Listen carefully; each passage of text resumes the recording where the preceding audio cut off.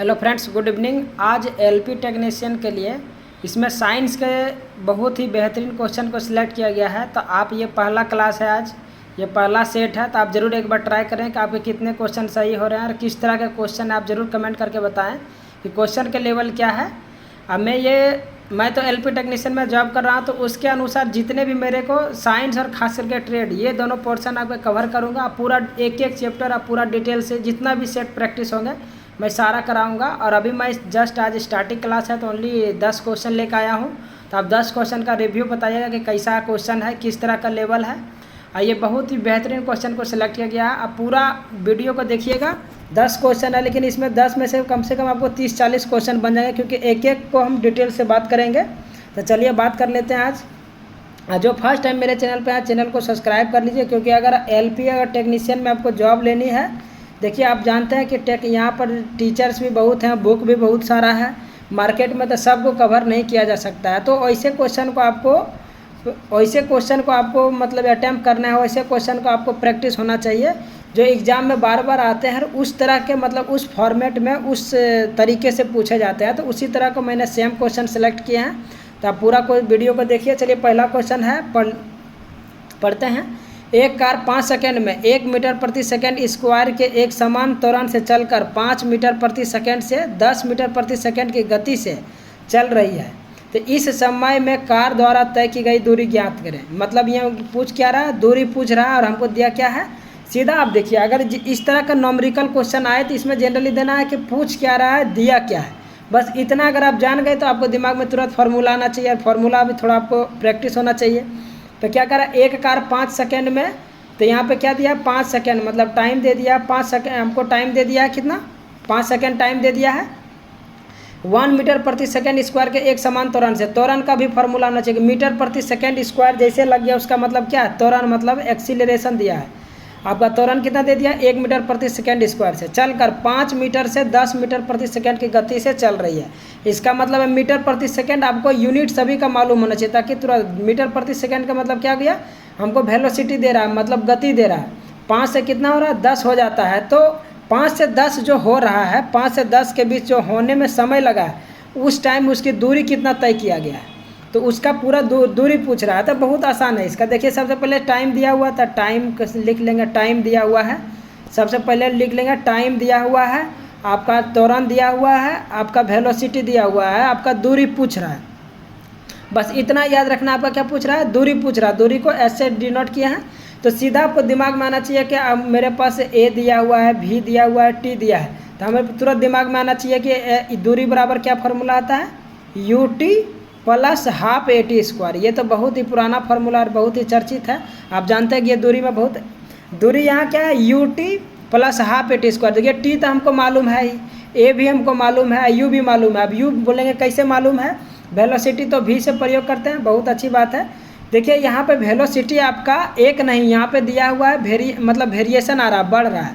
5 से 10 हो रहा है, तो 5 से 10 हो रहा है, उसके लिए आपको क्या करना पड़ेगा, V2 माइनस V1 करते हैं। V2 मतलब अंतिम में से पहले को घटा देंगे, 10 में से 5 को घटा देंगे तो कितना बच जाएगा, 5 मीटर पर सेकेंड आपका क्या आ जाएगा, वेलोसिटी। बस इस फार्मूला पे बैठा देंगे हम कि U T plus half A T square. You यहाँ पर कितना दिया हुआ है, जो आपका 5 मीटर प्रति सेकेंड आया, यही तो आपका ये आपका क्या है, ये आपका फाइनल वेग है, अंतिम वेग। और इस तरह का क्वेश्चन आए, ये इतना से इतना बढ़ रहा है गति से, तो आप सीधा लास्ट में से फर्स्ट को घटा देंगे, आ जाएगा यू कितना 5 मीटर, तो यहाँ 5 रख देंगे। टाइम कितना दिया हुआ देख लीजिए, टाइम भी आपका कितना है 5 सेकेंड है, प्लस हाफ तो लिखना ही है, हाफ को फिर यहाँ पर एक्सीलरेशन कितना दिया हुआ 1 मीटर दिया है। टाइम कितना दे दिया है देख लीजिए, टाइम आपका है 5 मीटर प्रति सेकेंड, सॉरी 5 ये टाइम दिया 5 सेकेंड, तो 5 5 स्क्वायर कर देंगे तो 5 5 25, तो यहाँ टोटल कितना आ जाएगा 25 गुना 25, और यहाँ पे 25 के आधा 12.5, यहाँ पे देखिए करेंगे 25, और यहाँ पे अगर देखिए 1 गुना 25 करेंगे 25, और यहाँ भागा 2 है, तो यहाँ पे क्या हो जाएगा 25 प्लस 25/2, तो यहाँ पे 25 हो जाएगा, प्लस 25 को 2 से भाग दे देंगे तो कितना आ जाएगा 12.5। अगर आप इन दोनों को ऐड कर देंगे तो 25 10 35 2 37, मतलब कितना हो जाएगा 37.5 आपका क्या आ जाएगा मीटर, क्योंकि हमसे डिस्टेंस पूछ रहा है। तो ऑप्शन नंबर कौन सही हो जाएगा, 2 नंबर आपका ऑप्शन सही हो जाएगा। और आप याद रखेंगे कि नॉमेरिकल बहुत ज़्यादा एलपी में पूछता है, एलपी टेक्नीशियन में बता रहा हूँ, एग्जाम दिया हूँ, जो आप भी करा दी इसमें बता रहा हूँ अपने एक्सपीरियंस से। नॉमरिकल बहुत एक से एक नॉमरिकल आपसे पूछा जाता है आजकल। चलिए दूसरा क्वेश्चन पे चलते हैं। दूसरा क्वेश्चन देखिए आपके सामने आ गया है। दूसरा क्वेश्चन है कि किस में वृद्धि होने से एक ठोस द्वारा डाले गए दबाव में कमी आती है। मतलब किस में कौन ऐसा है जिसमें वृद्धि करेंगे, मतलब बढ़ाएंगे तो ठोस द्वारा जो प्रेशर लगाएगा, दाब लगाएगा, वो कम हो जाएगा। तो क्या किसके वृद्धि करने से, तो दिया हुआ क्षेत्रफल, बल, वेग, संवेग। तो इसका राइट आंसर क्या हो जाएगा, क्षेत्रफल। क्षेत्रफल को अगर आप बढ़ाएंगे तो ठोस द्वारा, मतलब मान लीजिए एक पत्थर से ज़मीन पे आप दबा रहे हैं, तो जब दबाएंगे तो वहाँ पे जितना दूर अगर मान लीजिए ये पत्थर है और ये ज़मीन है, तो इतना दूर तक एरिया, ये देखिए जितना दूर तक पत्थर है उतना दूर तक प्रेशर बढ़ाएगा। ये एरिया मैंने इतना बड़ा कर दिया, अब वो पत्थर तो उतना ही छोटा है, तो अब इसको बढ़ाएंगे तो क्या हो जाएगा, प्रेशर जो है दूर तक लगना शुरू हो जाएगा। तो क्या हो जाएगा, ऑटोमेटिक आपका जो दबाव क्या है, कम हो जाएगा। क्योंकि फॉर्मूला होता है, आप जानते हैं क्या होता है दबाव का फॉर्मूला, जिसको दाब का फॉर्मूला या दबाव बोल सकते हैं। दाब का फॉर्मूला क्या होता है, ये होता है फोर्स पर यूनिट एरिया, मतलब पृष्ठ क्षेत्रफल पर। इसको अगर हिंदी में बोलेंगे पृष्ठ के लंबवत बल। लंबवत का मतलब समझते हैं, जैसे मान लीजिए यहाँ पे बल लगा रहे हैं, ये ज़मीन है, तो यहाँ सीधा जो लगता है ऊपर से डायरेक्ट, उसको क्या बोलते हैं, लंबवत बल। और नीचे आपका क्या है, एरिया। तो कौन सा एरिया है, पृष्ठ वाला एरिया, उसी पर ना बल लगाइएगा। तो इसको क्या बोलते हैं, एरिया, मतलब क्षेत्रफल इसको बोल सकते हैं हिंदी में। हिंदी में क्षेत्रफल बोलते हैं इसको। पृष्ठ के लंबवत बल जो लग रहा है, तो उसको फोर्स पर यूनिट एरिया, मतलब द्रव्यमान, ये आपका बल बटे क्या हो जाएगा, एरिया। तो बल बटे एरिया। तो यहाँ अगर आप इसको फॉर्मूला में अगर करेंगे, अगर कोई आपसे पूछता ही है कि मात्रक क्या होता है, तो देखिए जरा आपका बल का मात्रक क्या होता है, न्यूटन। ये आपका एरिया का मात्रक क्या होता है, मीटर स्क्वायर। एरिया को क्या डिनोट करता है, मीटर स्क्वायर में। तो इसका अगर यूनिट को पूछ दे तो यूनिट क्या हो जाएगा, यूनिट पूछेगा तो न्यूटन पर मीटर स्क्वायर। अगर यूनिट पूछता है आपसे न्यूटन पर मीटर स्क्वायर है। इसी को क्या बोलते हैं, पास्कल भी बोला जाता है।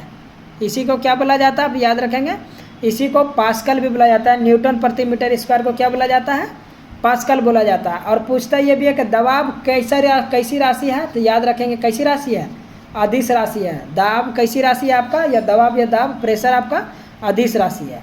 समझ गए ये क्वेश्चन। तीसरा क्वेश्चन में बात करते हैं। देखिए, प्रतिध्वनि सुनाई देने के लिए स्रोत एवं परावर्तक के बीच लगभग कितनी दूरी होनी चाहिए। प्रतिध्वनि सुनाई देने के लिए स्रोत एवं परावर्तक के बीच कितनी दूरी होनी चाहिए। बहुत ही सिंपल क्वेश्चन है, बहुत अच्छी क्वेश्चन है। प्रतिध्वनि मतलब आपको इको साउंड सुनाई देने के लिए, प्रतिध्वनि को क्या बोलते हैं, इको साउंड। स्रोत और परावर्तक, स्रोत का मतलब हम खड़ा है किसी खाली बिल्डिंग में, आप देखिए आप बोलिएगा तो वो फिर रिटर्न आपको बोलता है। तो क्या होता है, आपको जो रिटर्न कर रहा है, कौन कर रहा है, बिल्डिंग। तो बिल्डिंग क्या हो गया, परावर्तक, मतलब जो उसको रिटर्न कर रहा है। तो आप हो गए श्रोता। तो स्रोत परावर्तक के बीच कितना दूरी होना चाहिए अगर आपको इको साउंड सुनना है। तो देखिए ऑप्शन दिया है 25 मीटर, 20 मीटर, 25 मीटर। आपका अगला को ऑप्शन है 17 मीटर, 10 मीटर। तो आपका राइट आंसर जानते इसमें हो जाएगा आपका 17 मीटर। 17 मीटर आपका अगर इको सिस्टम, आपको इको साउंड सुनना है तो कितना मीटर होना चाहिए, 17 मीटर होना चाहिए। 17 मीटर के दूरी पर रहेंगे तो आपको इको साउंड सुनाई देगा। और पूछता है कि इको साउंड का जो कान पे कितना देर तक रहता है, तो याद रखेंगे 1/10 सेकेंड तक। इसका जो आप कान पर आपका जो इको साउंड सुनाई देगा, कान को कितना सेकेंड तक कान सुन पाएगा, तो 1/10 सेकेंड तक उसका प्रभाव रहता है। मतलब आप सुन सकते हैं 1/10 सेकेंड तक। समझ गए होंगे। चलिए देखते हैं अगला क्वेश्चन। अगला क्वेश्चन है आपका, पदार्थ की कितनी अवस्थाएं होती है। पदार्थ की कितनी अवस्थाएं होती है। बहुत छोटी क्वेश्चन है, बहुत ही अच्छी क्वेश्चन है। यहाँ पे लिखा हुआ 5, 3, 4, 6। तो आप याद रखेंगे पदार्थ की कितनी अवस्थाएं हैं, 5 है। 3 पहले था, लेकिन अब क्या हो गया, रिसर्च करते करते अभी तक कहाँ तक पहुँच गया है, 5। कौन कौन होता है, आप ये याद रखना बहुत ही ज़रूरी है आपके लिए। तो याद रखेंगे, देखिए ठोस, द्रव, गैस, ये तीनों तो बहुत सब कोई जानता है, ठोस, द्रव, गैस। चौथा कौन है, प्लाज्मा। याद रखेंगे चौथा है आपका प्लाज्मा। 5वां आपका एक नया है, बोस आइंस्टीन। इसका नाम है 5वां का बोस आइंस्टीन। आप याद रखेंगे 5 हो गया आपका ठोस, द्रव, गैस, प्लाज्मा, बोस और आइंस्टीन। कंडेंसेट बोला जाता है, आइंस्टीन कंडेंसेट। ये आप पदार्थ की कितनी अवस्थाएं होंगी, 5 अवस्थाएं होंगी। चलिए देखते हैं अगला क्वेश्चन।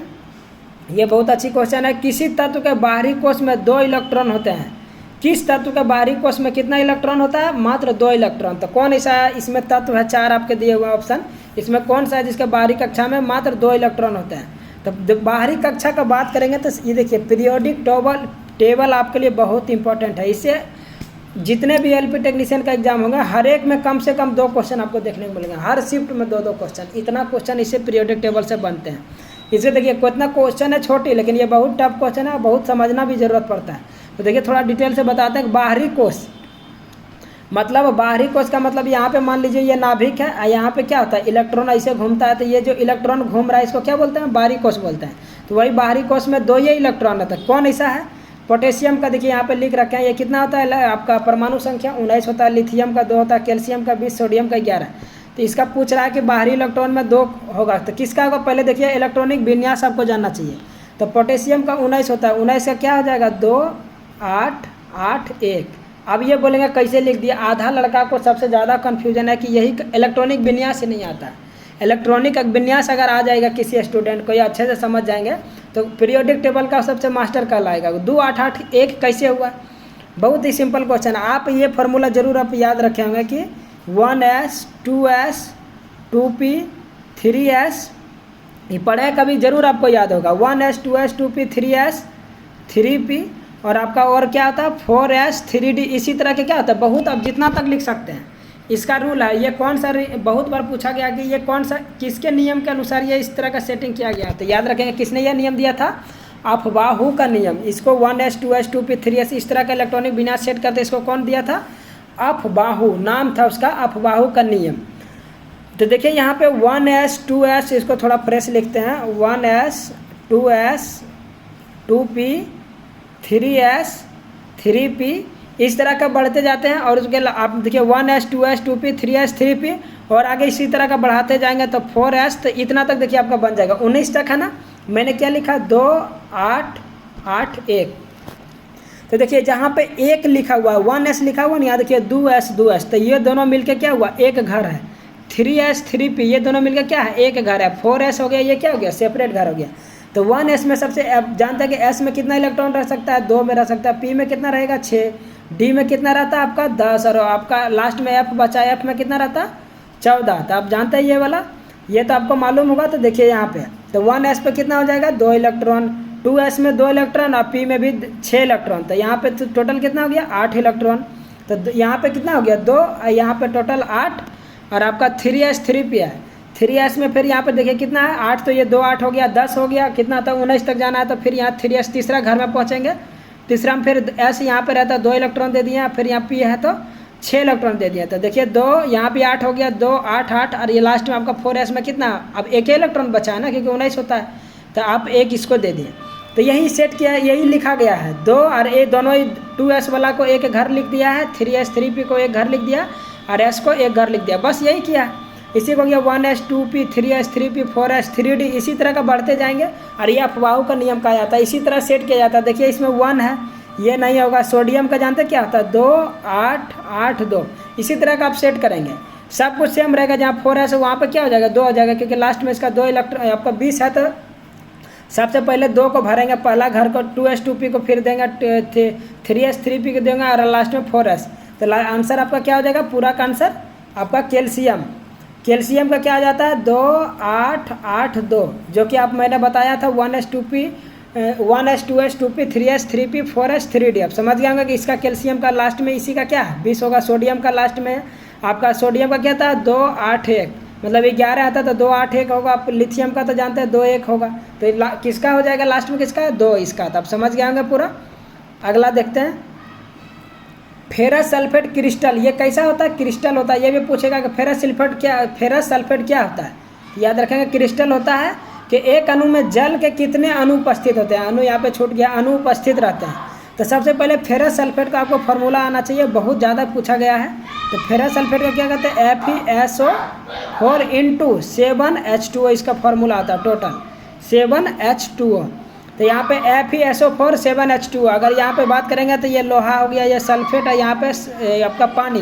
तो यही जल में पूछ रहा है, जल में कितना अणु है देख लीजिए। यहाँ पे जल में कितना अणु है पूरे, यहाँ पे टोटल यहाँ पे कितना है 7। जल में कितना अणु है पूरे टोटल 7 अणु है। और याद रखेंगे ये भी कि यह कमरे के तापमान पे कैसा कलर का होता है, ये भी पूछा गया, हरा रंग का होता है। ये कैसा होता है फेरस सल्फेट आपका हरा रंग का होता है। चलिए देखते हैं अगला क्वेश्चन। अगला क्वेश्चन है हाइड्रोकार्बन कितने प्रकार के होते हैं। बहुत इंपॉर्टेंट क्वेश्चन है, केमिस्ट्री से है। हाइड्रोकार्बन कितने प्रकार के होते हैं? 3, 5, 2, 6। इसका राइट आंसर जानते हैं क्या हो जाएगा? राइट आंसर इसका हो जाएगा 3 तरह के होता है। हाइड्रोकार्बन आपके 3 तरह के होते हैं। कौन कौन सा? संतृप्त हाइड्रोकार्बन, संतृप्त हाइड्रोकार्बन, असंतृप्त हाइड्रोकार्बन, असंतृप्त हाइड्रोकार्बन। एक लास्ट में आता है एरोमेटिक, आपका संतृप्त, असंतृप्त, लास्ट में आपका बचता है एरोमेटिक। इसको बोला जाता है एरोमेटिक, एरोमेटिक हाइड्रोकार्बन। तो ये 3 तरह के होते हैं। अब देखिए असंतृप्त में क्या होता है मालूम है आपका? संतृप्त में होता है आपका एल्केन, जो आप नाम सुनेंगे बहुत बार पूछा गया एल्केन।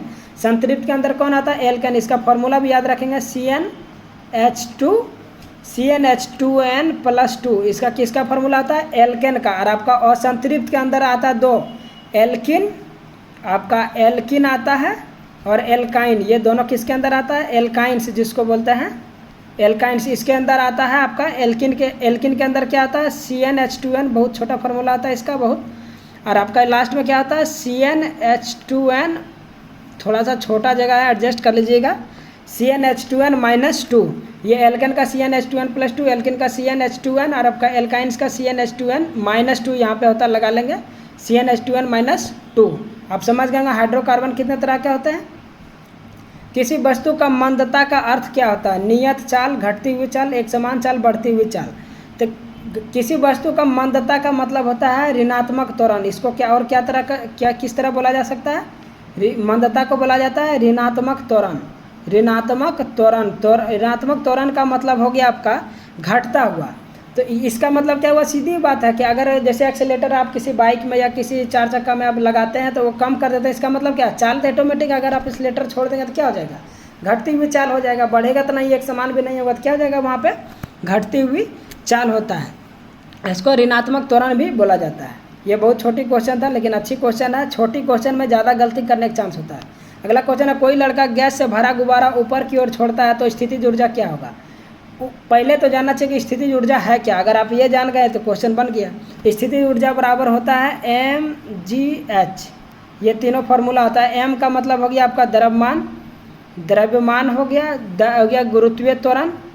जो पृथ्वी का त्वरण है उसको क्या बोला जाता है? गुरुत्वीय त्वरण, गुरुत्वीय त्वरण। और आपका mgh का मतलब क्या हो गया? हाइट, ऊंचाई। जो पृथ्वी से ऊपर जाएंगे तो क्या हो जाएगा? ऊंचाई। वही इसी को फार्मूला क्या हो जाता है? mgh। तो बहुत नॉर्मल है mgh। इसको डायरेक्ट लिखा जाता है तो बोल रहा है कि ऊपर की ओर जाएगा तो कुछ न कुछ मास, मतलब उसका वेट होगा, वेट बोलते हैं, द्रव्यमान होगा किसका? आपका गुब्बारा का। उसमें आपका पृथ्वी से ऊपर की ओर जा रहा है। ये पृथ्वी से अगर आप ऊपर छोड़ेंगे तो क्या लगेगा? गुरुत्वीय त्वरण लगेगा। और किधर छोड़ रहे हैं? ऊपर की ओर, मतलब हाइट क्या होगा? बढ़ेगा। तो ये दोनों तो देखिए सेम रहेगा, लेकिन आपका एच क्या हो जाएगा? एच का जैसे जैसे गुब्बारा ऊपर की ओर जाएगा, बढ़ते हुए चल जाएगा, तो स्थिति ऊर्जा क्या रहेगा इसका? बढ़ते हुए चला जाएगा। जितना ऊपर जाएगा उतना क्या होगा? आपका जो स्थिति ऊर्जा होगा गुब्बारा का क्या होगा? वो बढ़ता हुआ चला जाएगा। चलिए देखते हैं आपका ये लास्ट क्वेश्चन है आज का। मीथेन, इथेन, ब्यूटेन का आणविक सूत्र क्या है? मीथेन, इथेन, ब्यूटेन का आणविक सूत्र क्या है? CH4, CH3, C2H5। तो आप याद रखेंगे इसका राइट जो आंसर हो जाएगा आपका पहला ही हो जाएगा CH4, CH3, C2H5। Methane, ethane, butane, ये तीनों का हो जाएगा फॉर्मूला आपका। मीथेन को क्या बोलते हैं? CH4, जो आपको जानते हैं सड़ी नाली में या धान के खेती में निकलता है, मीथेन गैस निकलता है। और एथेन का फॉर्मूला, एथेन का रियल में फॉर्मूला होता है आपका C2H6। अगर आणविक सूत्र से लिखेंगे, लेकिन इसको काटा जाता है, 2 1 2 और 2 3 6, तो लास्ट में ये क्या बन जाता है? CH3 बन जाता है, इसलिए CH3। आपका एथेन का भी क्या फॉर्मूला आता है? आप याद रखेंगे C4H10 होता है। आप इसको काटेंगे 2 दूनी 4 और यहाँ पे 5 दूनी 10, तो इसलिए इसका फॉर्मूला क्या आता है? C2H5। तो मैंने पूरा आपको एक एक चीज़ डिटेल से बता दिए आपको। आप बताइएगा कैसा लगा। वीडियो बहुत लंबा हो गया, लेकिन देखिएगा थोड़ा डिटेल से बताने को मैंने कोशिश किया पूरा आपको। वीडियो अच्छा लगता है तो लाइक शेयर सब्सक्राइब जरूर कीजिएगा। Thank you very much.